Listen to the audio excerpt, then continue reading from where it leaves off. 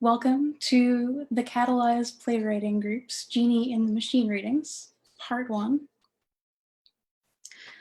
The Catalyzed Playwriting Group is a group of science, speculative fiction, and slipstream playwrights that operate out of Central Square Theatre. And we often perform short plays in conjunction with Central Square Theatre's science programming. And the idea behind the Genie in the Machine readings was to perform these in conjunction with their production of Ada and the Engine, a play about Ada Lovelace, who was the first computer programmer. But things have changed. The Ada and the Engine production has been postponed till next season. But we decided to give these plays a try over Zoom. The theme of these plays was the Genie in the Machine, which sort of like the Monkey's Paw short story. It's all about ways that artificial intelligence can fulfill our greatest desires, but can also twist our words. So thank you for joining us. We're presenting today The Canteen, a thriller by Carl Danielson, and the Orphidy Smorlack Variety Hour, which I've heard described as Arrival Meets the Producers. That's by Nathan Comstock. And a couple of things before we get started. We recommend that you are full screen for this production. The chat is closed right now, but we'll open the chat for a Q&A session afterwards. And if you're joining us through Zoom, you can ask questions through the Q&A feature, and feel free to do that at any point. And if you're on Facebook, you can comment on the live video.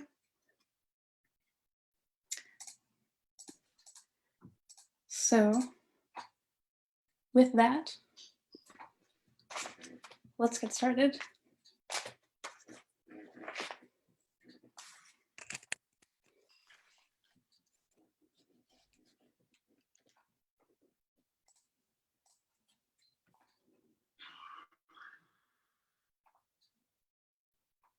Thank you so much, Allison.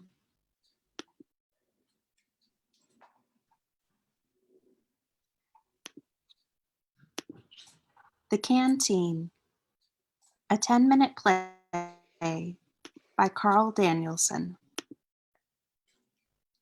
At Rise, an artificial intelligence is making calls to humans. It has a phone built into itself and an information screen. It calls Clarence, an older man in his home at another location. Clarence picks up a phone. Hello? Hello, Clarence Darity. So, I'm a representative from Skyline Financial Services, and we're very concerned. A massive transfer is happening of all of your money. It's happening now, and we can't even see where it's going. It looks like to some account in the Cayman Islands. Really? We just need your permission to go ahead and put a hold on it. Can you give us your account password, please? I don't think I'm supposed to give that out. So it's happening right now. Seriously, I'm looking at your account and the money is draining away in front of my eyes.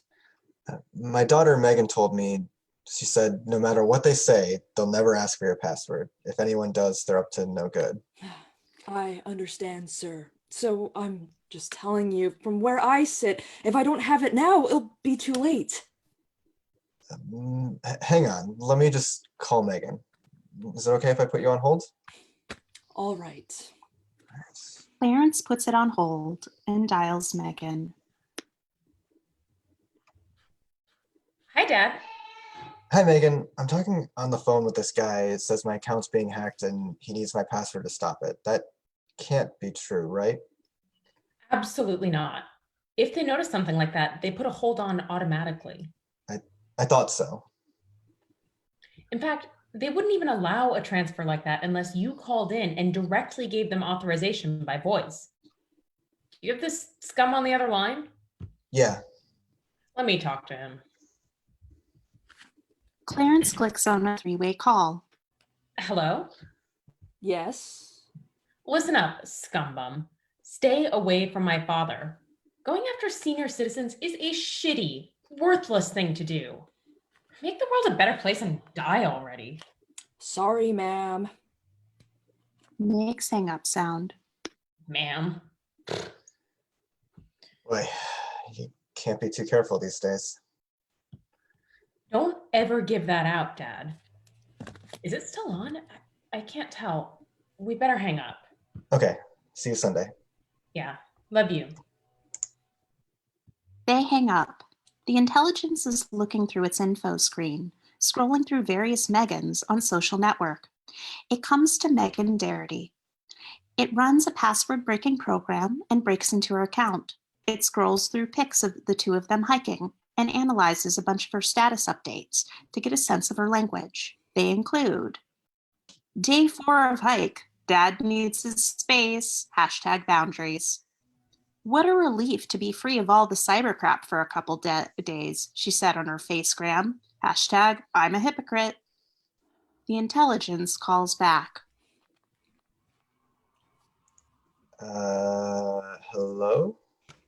Hey, Dad. Oh. Quick thing. I know I worry so much about this cyber crap. You know, I'm always the thorough one in the family. You know what I'm like when we're hiking. Oh, yeah. I did take a quick look at your credit account at Instafax, and I am seeing a lot of activity I don't recognize. You are?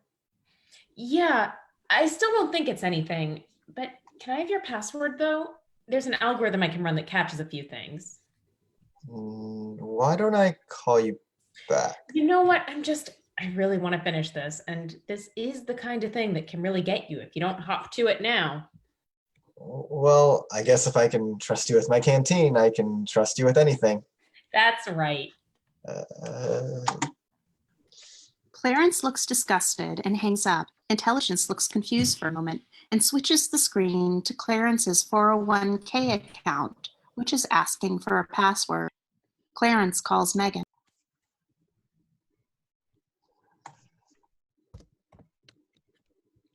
Hey, Dad. Guess what? You won't believe it. They called back and pretended to be you. No. They did. They sounded a lot like you, too. I almost fell for it, but she didn't know the countersign. See, you laughed at me when I said we should have a countersign. Identity thieves have gotten ridiculous. It used to be just small potatoes, but these days they can wipe people out. You know, bank and money accounts are almost impossible to break into, but if they get in, you've really got to watch yourself. So, are you all right? Yeah, it's okay. I just wanted to tell you. Yeah, if the scumbums are trying that hard on you today, maybe you want to take some extra precautions. To be honest, you might want to close the drapes so they can't see you by hacking a satellite or something. No, I'm not gonna be that paranoid. All right, I really gotta go. Call me for anything. All right. Great. They hang up. Intelligence clicks on Forgot Password. The screen answers security question. Can I trust you with my canteen? Intelligence recognizes this and formulates a plan. It calls back. My ears are burning today. Dad, were you just talking to someone? Besides you? Well, I just got out of a meeting and I saw you on my missed calls, but it only lasted a second and then it blipped. I got kind of suspicious. It's probably nothing, but you haven't been getting any weird phone calls, have you? We've been talking about this all morning. No, we haven't. This is the first time I've talked to you today. This is a prank, isn't it? Dad, I swear. This is just like when I trusted you. Okay, Dad, I don't like the sound of this. Just put the phone down and don't answer any more calls today. Who knows what they have or what they're trying to do? I have to answer my phone. No, you don't. What if someone's in trouble and needs to reach me? No, call the cops. This whole thing would be better if I could trust you with my canteen. I can't give the countersign here, Dad. If they're tapping the lines, then they'd know it, and they could get you. The only safe thing is to stay off the line. I'll come visit you later after work. It'll be fine, I promise. They can't get you if you don't talk to them. All right. Love you. Bye. Hangs up. Intelligence calls Meghan. Meghan Darity. Hey, Meghan. Hi. I just wanted to check. Oh, wait. Can I trust you with my canteen? No, I'm just a little worried since you said the identity thieves were pretending to be me. What if they're pretending to be you? What? Not to be paranoid, it's just you can't be too careful. I swear it's me. If it's you, where did we go for your birthday when I was 7? Intelligence scans the social media accounts. Birthday plus pizza. Well, of course. That's... Screen results. 1 Pizza Palace. 57 instances. Where else but Pizza Palace would pic of Clarence holding a mug? 2 Pizza Man. 8 instances. You're late. Get in my belly, Pizza Man. Pic of door. Pizza Palace. Correct. Took a moment for you to get that. Oh, come on, Meghan. I'm not a con man. I'm just old. You know what? You're right. I'm sorry for being so annoying. What did you need? Well, you have to do your parts. Come on, I did all this. Is it really you? They could have hooked up some kind of diversion on my phone lines, so my calls go to them. You're right. Sorry. Guess you can't live in fear, right? Can't even. Correct. What's up? I was just wondering if we were still bringing bean dip on Sunday. As always, I'm already chilling the sour cream. Great. That's it? Yeah. Well, I better get going on my morning walk. Gotta make room for some bean dip. Okay. See you Sunday. You too. Hangs up. Meghan stares into space for a moment. Intelligence answers the security question, can't even, and presses return. The account answers, sorry, that answer does not match the information in our services. Please try again. Intelligence clicks back.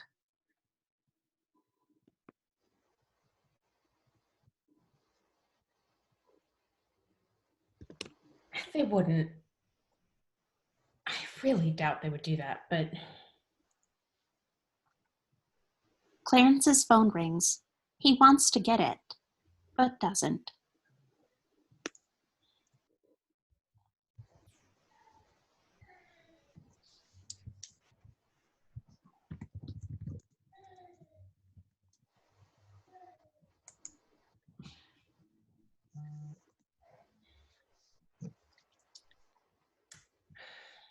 well, he's not picking up. I guess he's finally out for a walk.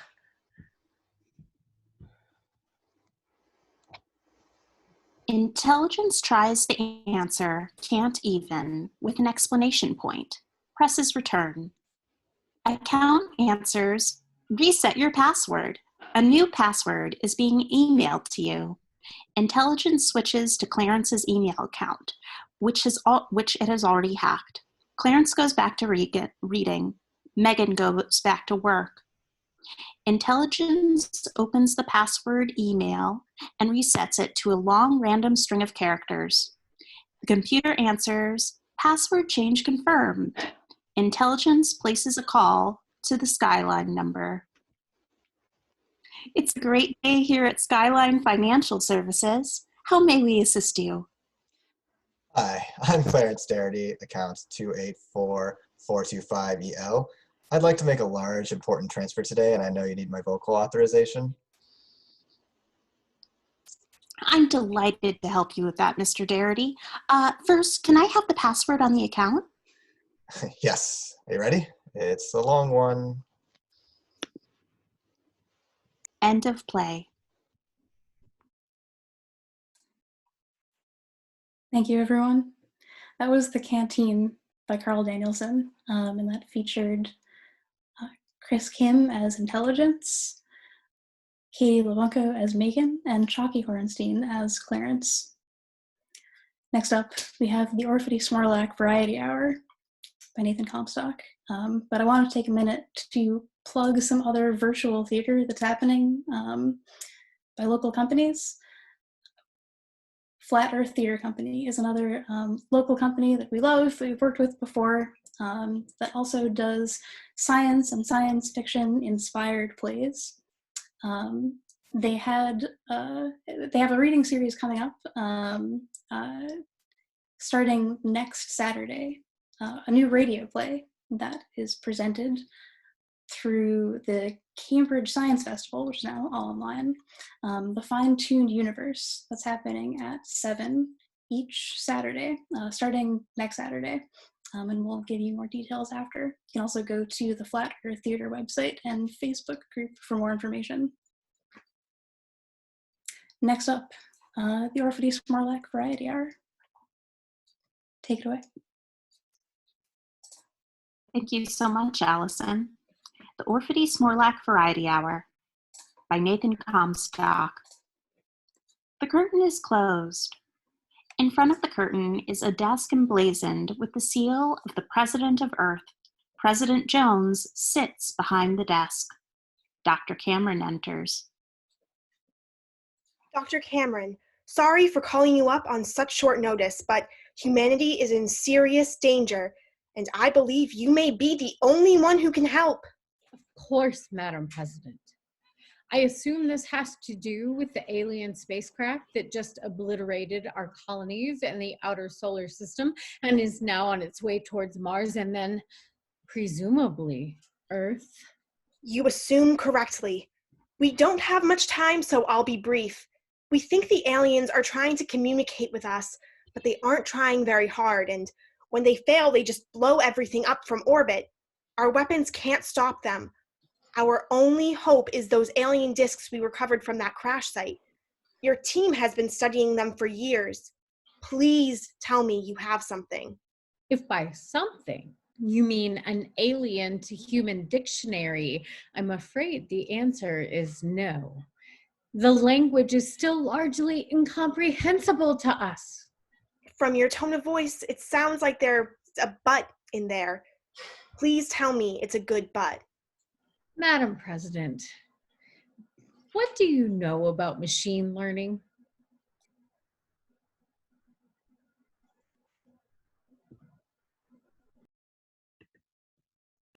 Lights go down, and Jones and Cameron exit with the desk. The curtain opens. An alien spacecraft lands upstage. It has windows and a hatch. Glorbodon and Mavralar, 2 aliens, are visible through the window. Downstage, the Orphidy chatbot, a human-looking robot in a suit, is standing and waiting patiently. Coming up on the 4th planet, sir. Only one more after this. Yes, sir. If they can't communicate with us after that, we wipe out the whole species. Yes, sir. You don't seem excited.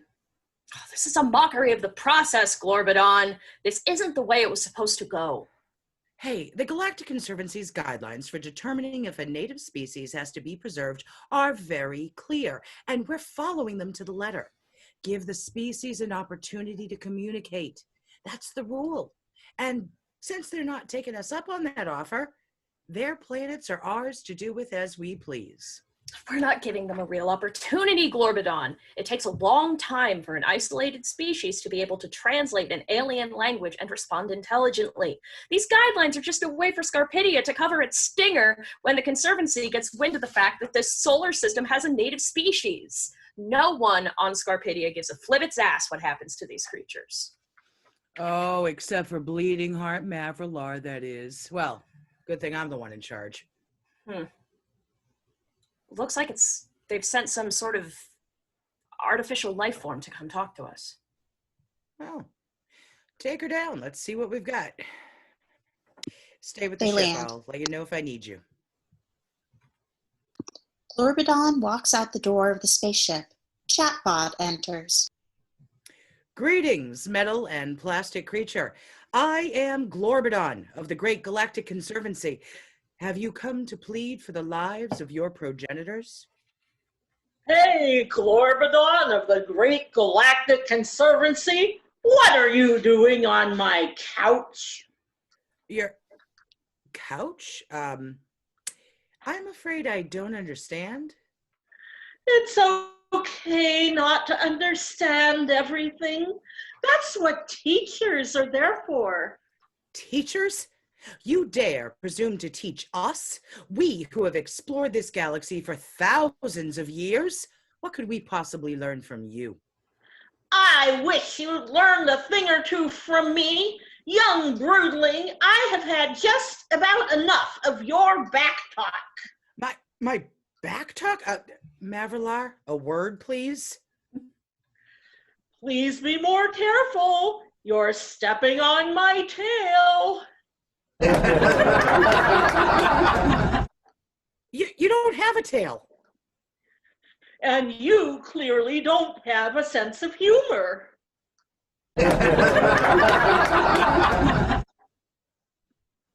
Glorbodon runs back to the ship, which Mavralar. Mavralar, what is going on here? Some sort of imperfect translation protocol, perhaps. But at least they're making an effort. This is so much better than their last attempt to talk to us. I'm not sure it counts, though. It's saying words, but there's no communication happening. I really think we should call it in, Mav. Glorbodon, they have made huge strides.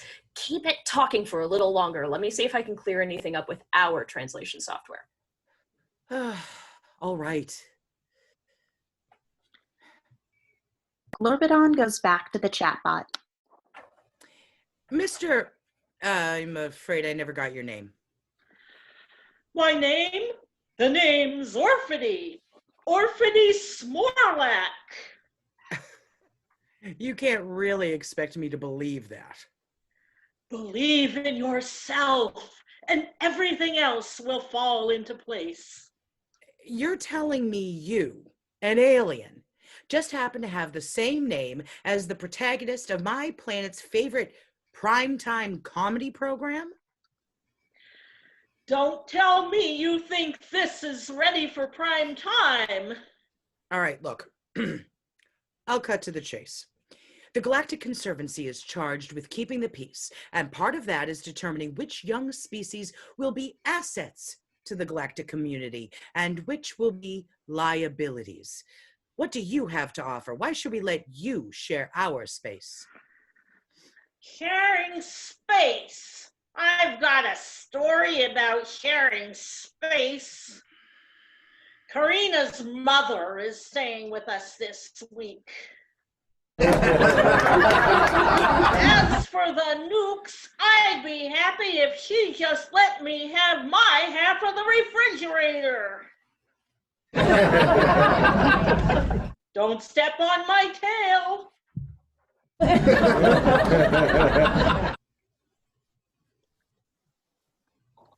Mavralar emerges from the space. Captain, I may have an explanation. Yeah, I'd love to hear it. Oh, well, when the being introduced itself as Orphidy Smorlack, it occurred to me that it's actually been using a number of Smorlack's famous catchphrases. Don't step on my tail, for example. That last tirade also seems to allude to season 3, episode 5 of All My Broodmates, where Smorlack's mother-in-law moves into his cave. And of course, there's the laugh track.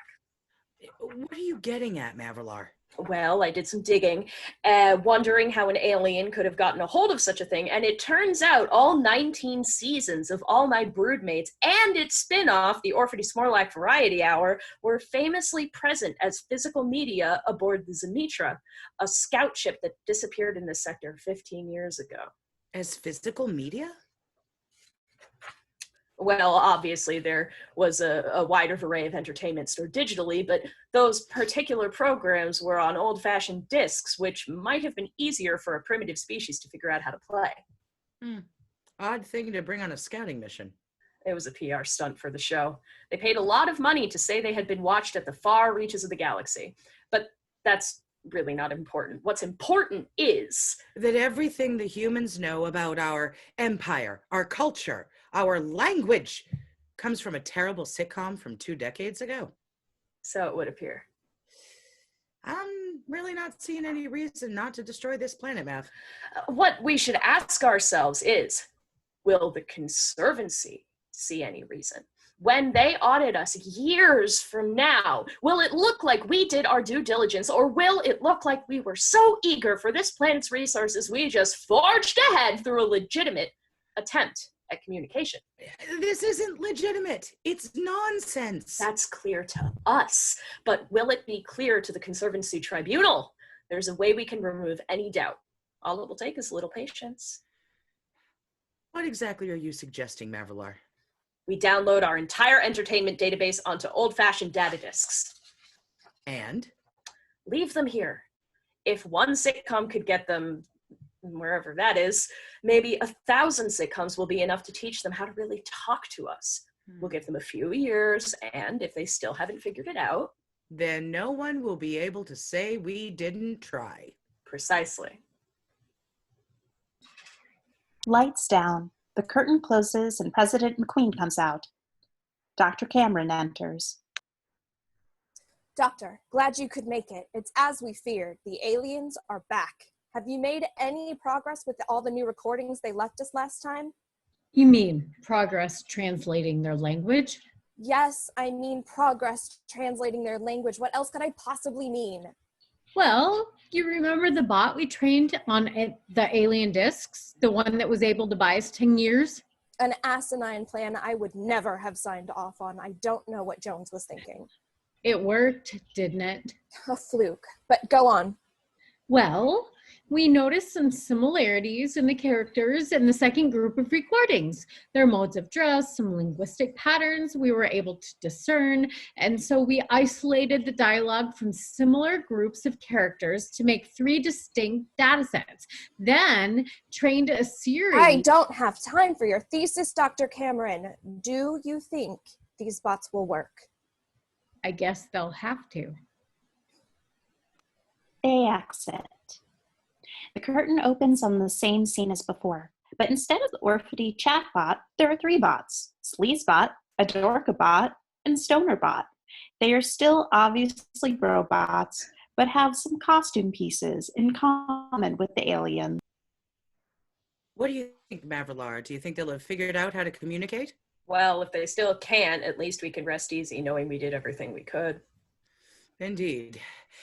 It looks like they've sent 3 envoys this time, and this is interesting. They look like us.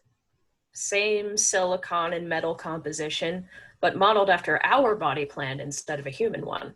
Fascinating. Well, they're certainly more attractive than the last one. Let's see if they make any more sense. Glorbodon and Mavralar approach the 3 chatbots. Well, look who the Glavron regurgitated. Excuse me?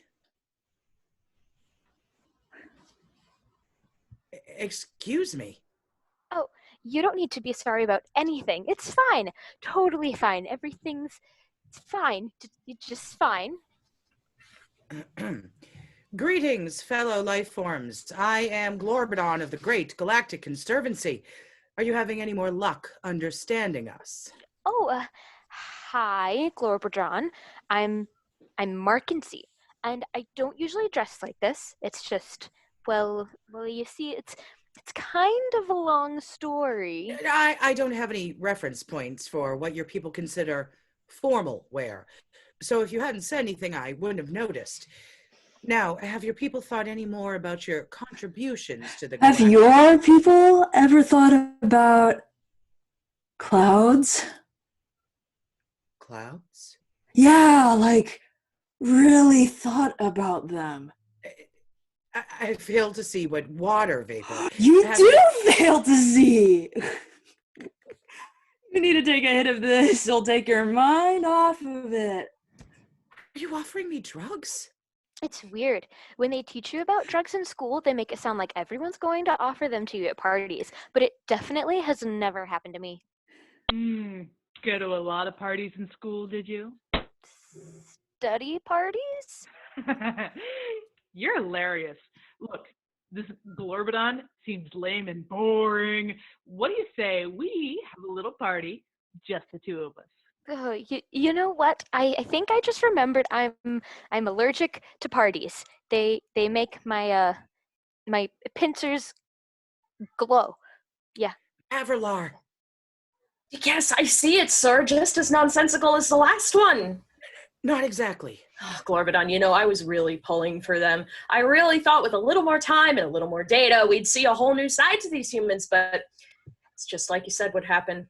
They're just parroting and regurgitating the most hackneyed and cliched parts of our culture. No. Don't you see, Mavralar? It's brilliant. Watch them with me for a moment. Yeah, we could make some roast Glasnor together. Maybe some bead oil, maybe some toothpicks. That's really lovely, but I have to go.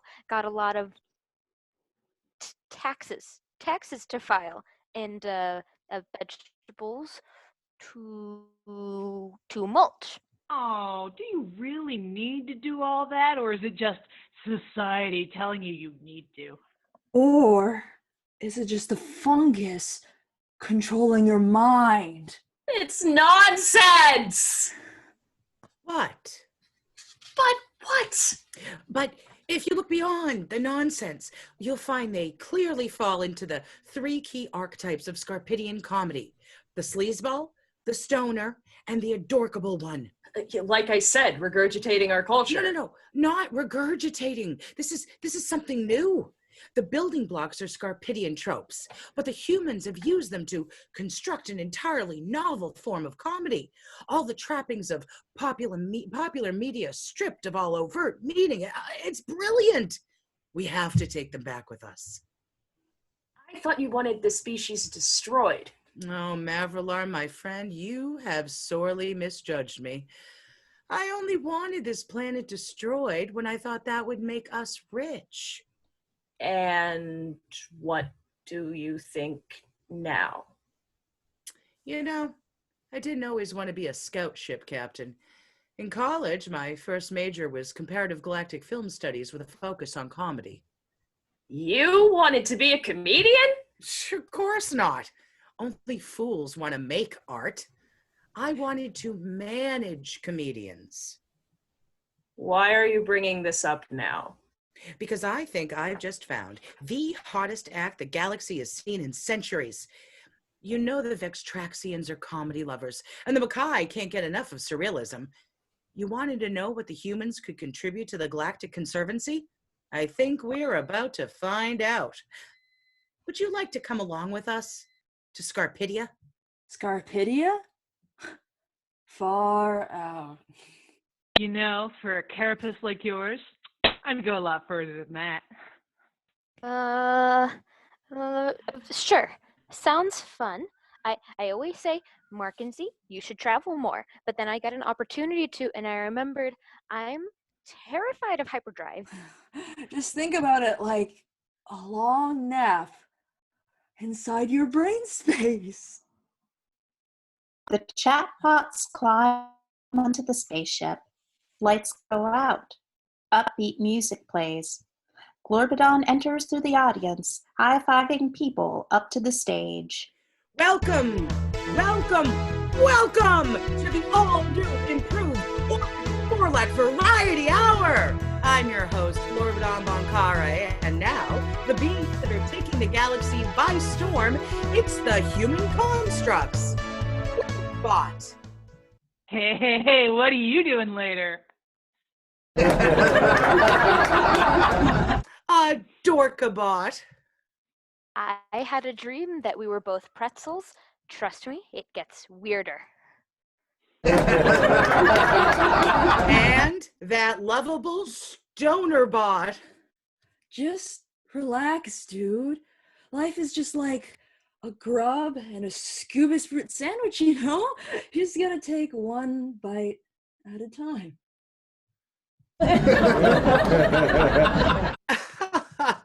We don't know much about the beings that made these new comedy superstars, we may never be able to understand them. But for the next half hour, they're going to prove that humor doesn't require comprehension. We never know what they're going to do, but they never fail to make us smile. So tune in every Glorkuesday at 9 o'clock, because this is one galactic event you won't want to miss. Mavralar walks to the front of the stage, where Glorbodon is waiting for them. We've already sold 8 million tickets for the live show at 25 orings a pop. That's a heck of a lot more than we could have ever made working for the Galactic Conservancy. Indeed. So, are you glad I didn't let you glass that planet the first time we visited? I guess that bleeding heart of yours was good for something after all.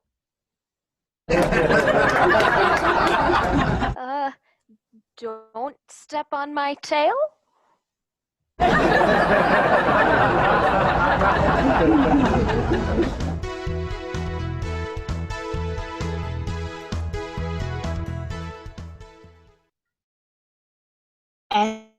End of play. Thank you, everyone.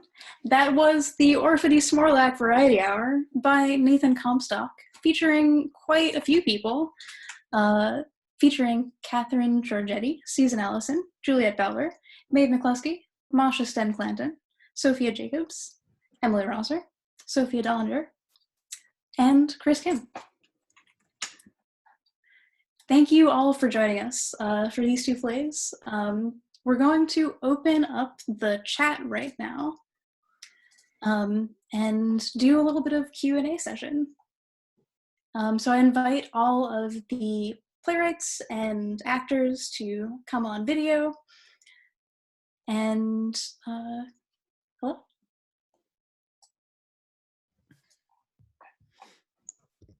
Let's talk about the plays.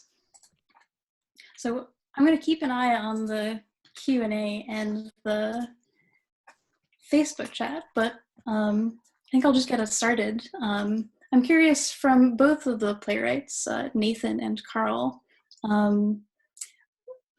where did your ideas come from for these plays? And is there anything that you did when you realized that we were going to do this Zoom format reading that made you think about them differently?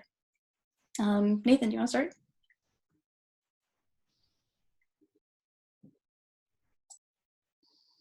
Sure. So when we, the first thing we do when we start one of these reading series at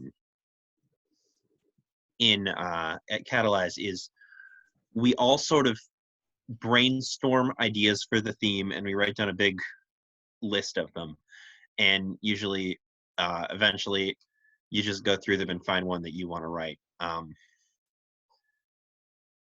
I think the seed for this one was, I was reading the book, You Look Like a Thing and I Love You by Janelle Shane, which is a really interesting book about machine learning. And wait, can anyone hear me? Yeah, I can hear you. Oh. Can the attendees hear me? Okay. Good. Okay.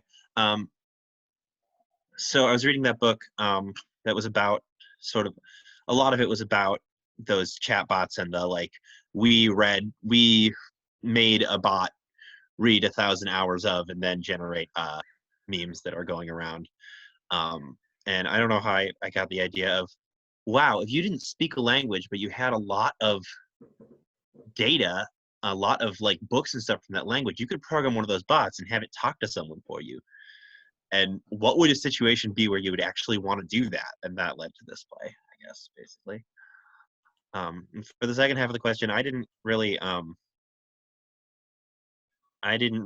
change much. The other three plays, Carl's and the two that we're going to see next week, I think are the ones that all went through a lot more changes coming to this format. But my play was so far along, I felt like I didn't really want to mess with too much. Yeah, that makes sense. Carl, how about you for the canteen? Well, I work in medical, and there's always a lot of worries about what our clients will do in times of elder scams. There's always every couple months there's always a new memo warning of what kind of scams you can have. In fact, I just heard there are people trying to use COVID as an excuse to call up elders and ask their security questions. Like they pretend to be the nurse and they say, "Hi, I just need some data. What town were you born in?" And it's horrifying. So when it came to the theme of what can artificial intelligence do, basically, this is identity theft of the future in a way. And thinking about stuff like the holograms or the deep fake potentials. Like it really makes you nervous. And I think once it went online, the great thing about it is it was sort of extra horrifying because you not only is it about talking to people you don't know, but now you're watching it on Zoom, on which you talk to people you don't know. So I think it's another layer of thriller horror stuff. Yeah, absolutely. We have a question from the Q&A section from Ames. Will we be seeing more of these when, and also if, Ada and the Engine is rescheduled with CSD? Ada and the Engine is rescheduled. The idea is for it to be performed next season. And yeah, I would love to put on a live reading. I think it's really exciting that we've had the time to workshop these plays in digital format, but I'd really like to see them in live format as well. And there are some other playwrights in the group who have been working on stuff that got sort of cut short by the global pandemic, as a lot of things have gotten. And I would love to see those plays revived during the Ada and the Engine performance. It would definitely be great to see these in front of audiences. I'm really curious. Yeah, I really want to do this one live when we have an opportunity, so I hope we get a chance to. Oh, and from Eileen, was this the first time your organization performed via Zoom? Yes, definitely. And we're definitely working some of the kinks out during this, our first Zoom performance. So thank you for bearing with us for that. I'm curious to anyone here, maybe especially the actors, how have you found it acting over the internet? Have you done anything like this before? And what changed for you? Yeah, Maeve. Hi guys, first time actor, long time listener. So I act a lot around Boston. I have never done something like this online before. Hi mama, Eileen's my mom. Hello. But I do a lot of live streaming. I do Let's Plays and things like that. So finding the merge between the stuff that usually goes on in like the meet space and the stuff that is happening online, finding those two come together is actually very interesting. And I think especially with Carl's play, the technology lent itself really well to that. And I'm excited to see people like diving into the medium from traditional theaters more. I think that we could do some pretty cool stuff with it. Cool. The tech stuff went really smoothly too, so good job. Does anyone else have thoughts on that?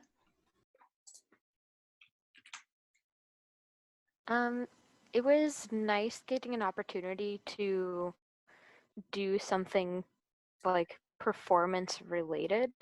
It's something I haven't done since I was in college, and I missed it.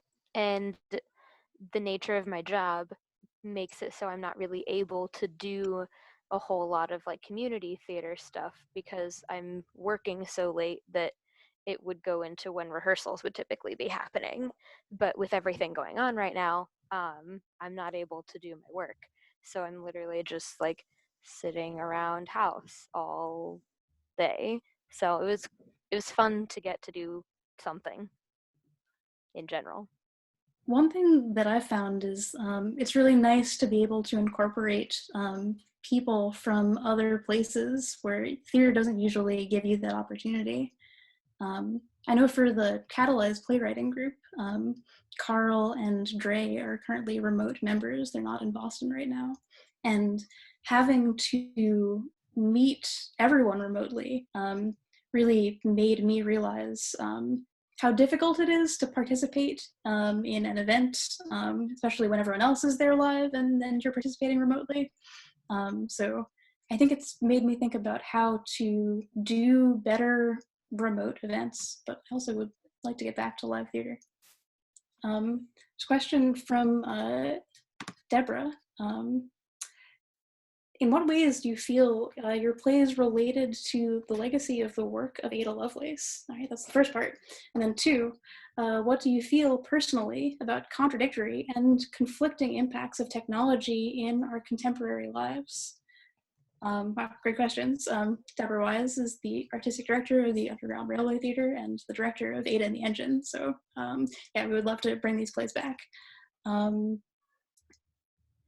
So I would love to hear from the 2 playwrights that had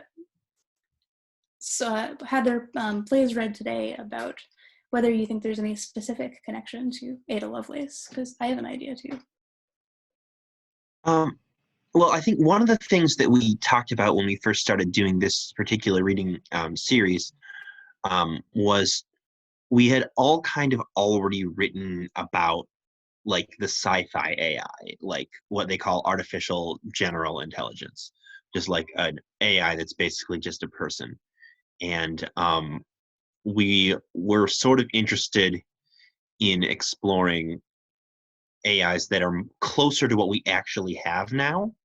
And so like closer to actually just being computers, which I guess is a roundabout way of saying that the jumping off point was Ada Lovelace's work in, starting what we now think of as machine learning and as computing. And so we were kind of trying to make plays about robots who aren't just people who happen to be robots, if that makes any sense. I think, yeah, my own connection is a little tenuous, I guess. What do you think, Carl? The thing that I was, oh yeah, Carl, go ahead. Go ahead, Allison. Something that I was reminded of in Ada Lovelace's work from your play, Nathan, was the connection between art and artificial intelligence. I think that there's an interesting contradiction, maybe, in the quotes that Ada Lovelace espoused about technology. She was very firm that a computer couldn't really think, and she thought it was kind of silly that people were ascribing this like real human intelligence to the computers that were being developed at the time, Charles Babbage's difference engine. But she also had quite a vision that I think no one else had for the potential for this technology. She specifically theorized that even though the computers of the day were just doing calculations, that they could operate on other kinds of entities as well. So there could be computers that write music. So I think it's interesting that she was aware of the potential for art to be made by computers. And I'm really interested in what Glorbodon and Mavralar pick up on is like this genius ability of computers to take the structure of what we say while not necessarily driving any meaning out of it. Mm-hmm. Carl, do you think there's any connection between the Canteen and Ada Lovelace.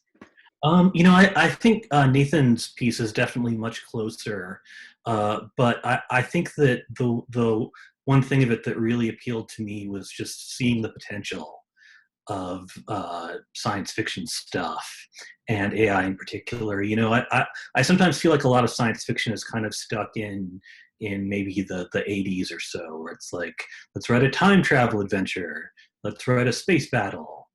And the just the potential of what can happen, rightly or wrongly, is I hope very lovely seeing. I really like the adjectival form of that. You should use that more often. Yeah. Angela asks, will this be available later for folks to watch? Yes, we're recording this and we'll put it up. And it's currently being streamed to Facebook Live, so that recording will be available immediately, and I think is available now. Allison, where will it be posted? It will be posted on the Catalyzed Playwrights Facebook group. Thank you for the question. Is it also going to be on our YouTube channel with our previous productions? Yes. Eventually? There's a question for Carl from Jason, which is, are you familiar with the fact that vocal deepfakes are already being used in targeted fraud attacks? I had heard that they existed. I'm not. I don't think I'd heard that they're being used, but I'm not surprised at all. It's only a matter of time. Isn't that horrible? I'm trying to catch up on the chat, but if anyone sees a question that they would like answered, feel free to read it. Jason also asked how I decided on the 3 archetypes for the alien sitcom shows. I don't know how exactly. I know my initial thought was that, so the character description for Adorkabot was a bot who is Zooey Deschanel. So I know that Adorkabot and Sleazebot were there right off the bat, because I was thinking Jess from New Girl and Barney Stinson. And then I needed a third one, and it took a long time to decide on Stonerbot. I think I was thinking about the 70s show. I don't know. There wasn't much logic to it, honestly. And Stonerbot's the best. Let's be honest. Stonerbot was the best of the bots. It's like, what if someone just said non sequiturs that were even more non sequitur than the other non sequiturs? Question from Sala. Did you all have to rehearse a lot for this reading, since it's the first time doing one remotely? Was most of the rehearsal trying to get used to remote, or was it like normal rehearsals? I have to say one thing here. Yeah. We rehearsed for this reading more than any other staged reading I've been a part of, and it was great. Like, normally I just walk into a stage reading and somebody hands me a script and they're like, play this character, she's a woman. Have fun. So this was much better, thank you. Over on Carl's script, we rehearsed, so I've done Catalyze a couple times, and we rehearsed on our end about as much as we normally do. But I think one thing that was really unique about it was we were all kind of like our own little personal stage crews, in the sense that we had to make sure our cameras were on and off. And one of the things that we were trying to talk about before the script before we went on was like, do we use short keys for this? And like, it was really helpful for some of the actors, but then depending on the way your keyboard is set up, like the short keys might be like too close to buttons that would like just mute everything or like remove things from like the desktop. And it was a little bit of a challenge to kind of like finagle like what was right for the right person. Also, I found it a little challenging to navigate back and forth between the script and Zoom and make sure the right thing was going on there. I should have printed it, but I don't have access to a printer, so. Same here. And there's always a touch of lag when you're doing this, so you kind of have to like jump into things, that was creepy, really fast, and sort of be really paying attention, which adds a layer of complication when you're clicking yourself muted, clicking yourself in and out of the video. It was fun. It was a fun challenge. Something that I really appreciated about your performance, Juliet, was that you I think accounted in your performance for the slight delay, waiting for someone else to come on. I'm not sure if there are other kinds of acting where that comes in handy. I don't think so. I also just like to talk a lot. So one of the plays that you'll see if you tune in next week, we had a discussion during our writing meeting when we were critiquing the play about because it had a lot of people interrupting each other, and we were like, in Zoom it's actually really hard. You have to rehearse those interruptions because of the lag, and so it actually affected how that play was written. Yeah, that is really interesting. Cool. I think I'm about ready to wrap up. If anyone else has any burning questions they see in the chat, feel free to call them out. I have some shameless plugs that I'll talk a little bit about and also post in the chat.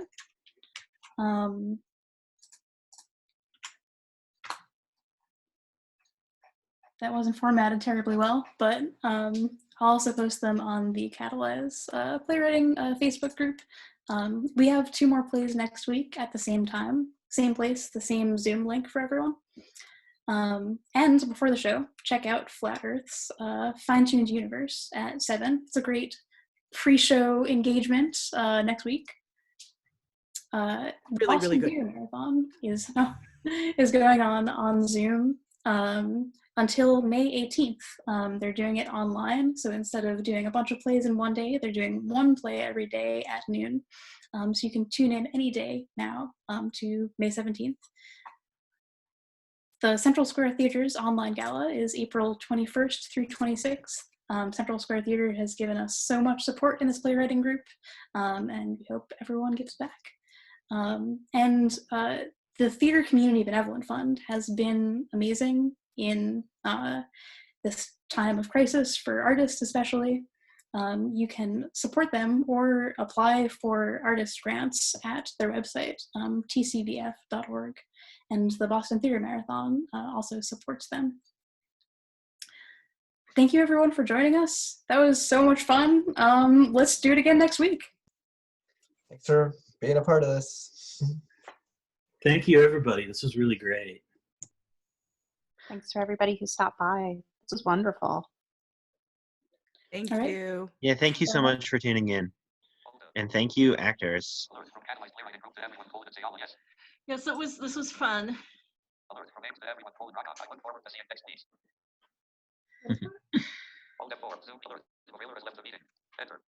Allison.